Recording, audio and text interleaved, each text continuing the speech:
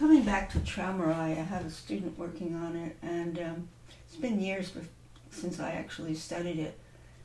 And I think the trickiest thing about it is the balance. The balance, the rubato is tricky.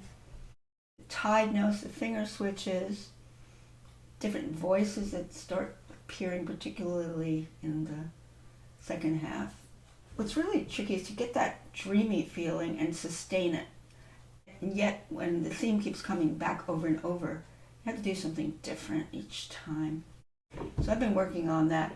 So that first C goes from a quarter note upbeat to a very long note. And so on the piano, to capture the color difference of a quarter note to a long tied note, you have to do something in the entry of the note to create the feeling that it is the color of a half note tied to an eighth right away.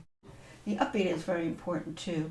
That upbeat is going over the measure to this gorgeous long note. And then it has to be a long note that has some tone, because under it is a chord, and you don't want the chord to smother the long note melody note. Sometimes it's a good idea just to phrase by phrase do the play the thread of the melody. So you try to get that balance right away. That melody is really so important. So let's say I did this. 4 and 1. That's decaying. You're coming on the decay. But you're opening it up a little bit. And another long note. I wouldn't smack that note at all. Now out of that, you have to continue your phrasing. Answer that.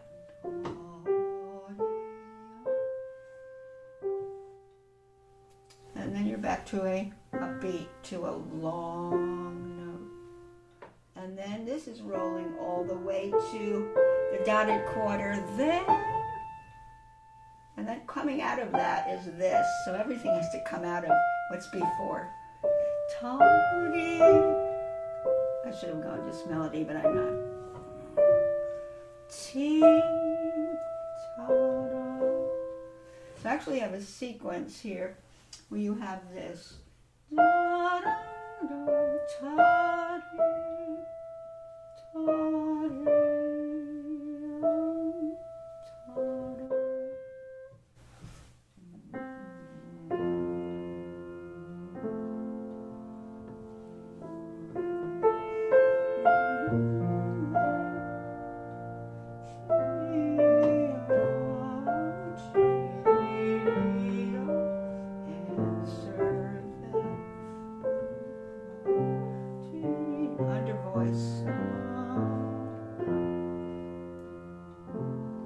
Opens up to a secondary dominant.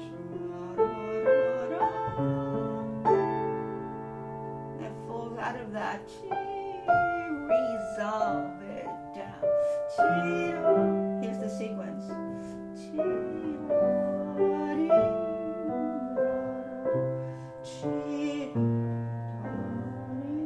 going to do it again. I guess the second time.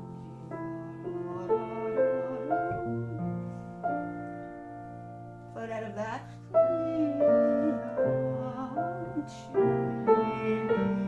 Answer that. Dominant. Maybe a little bit more. You have to do something a little different with all these CFs. Open it up.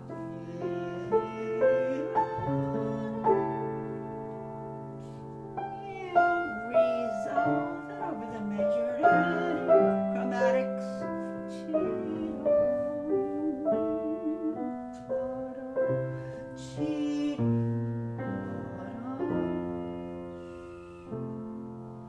Little development section. G minor here. To there. Falling down to. Go to B flat major theme. A little bit more here, going higher. Melody. Resolve it there to the sequence. Dominance.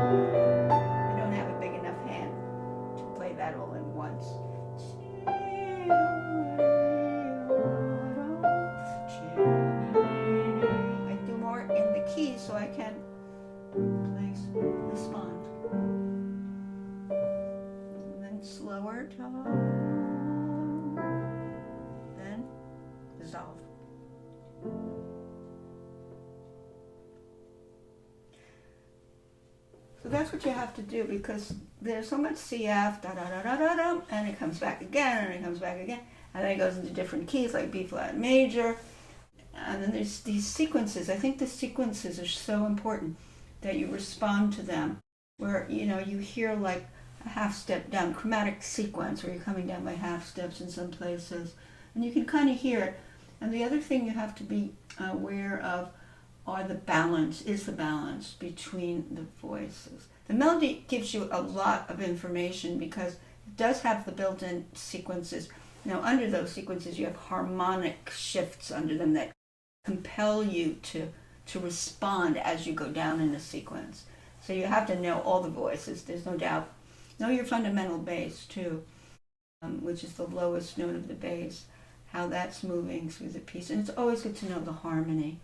If you know more context of your piece, the more contexts you know of a piece, harmonic level, melodic level, and if there's any counterpoint, balance, rhythmic level. I mean, there's all these levels that have to synthesize together, but you have to kind of be able to peel away different things and then put them back together. When you finally play it, I must say, you have to forget everything. When you finally play and just submerge in the music.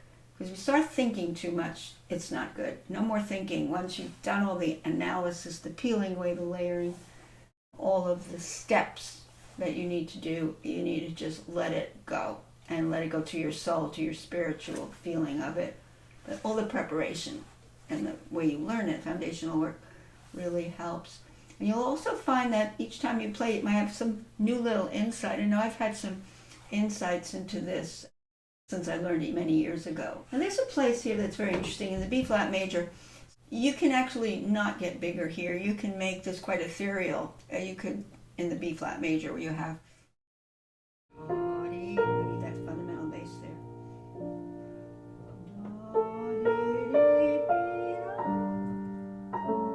Okay. Think you're up in heaven. You got to be careful with that, because if you get too soft, then what comes after, you can't do the sequences down from there, which are in the next measure. So sometimes you need more tone, particular measure, because what's following the next measure is he's bringing the melody down. So it probably makes more sense to open that B flat major section up, and then as it comes down in the next measure, then you can sequence down and lift your arm weight off it.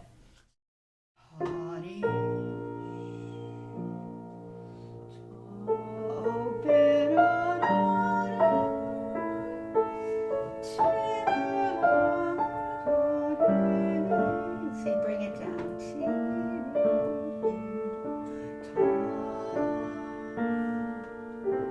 Things like that.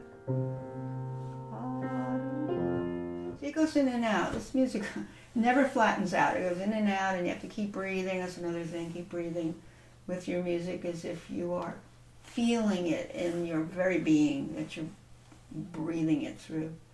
Kind of imbue or absorb in your consciousness what you want to do.